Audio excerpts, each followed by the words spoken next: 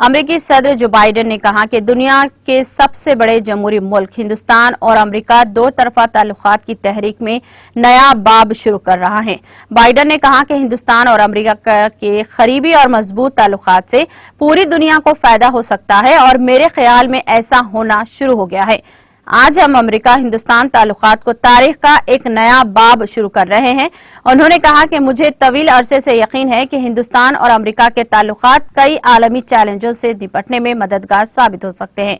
2006 में नायब सदर बनने के बाद मैंने कहा था कि 2020 तक हिंदुस्तान और अमेरिका दुनिया के करीब तरीन ममालिक में शामिल होंगे।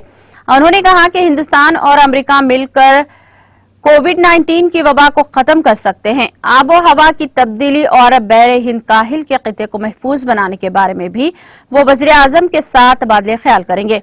उन्होंने कहा कि वज़ीर आज़म में आज इस बात पर तबादले ख्याल करेंगे कि हम कोविड-19 से लड़ने के लिए मजीद क्या कर सकते हैं और दुनिया के सामने आने वाले आबो हवा के चैलेंजों का सामना अपने कोएड इत्तेहादियों के साथ हिंद बहरे काहिल खिते को इस्तेहकाम कैसे यकीनी बना सकते हैं।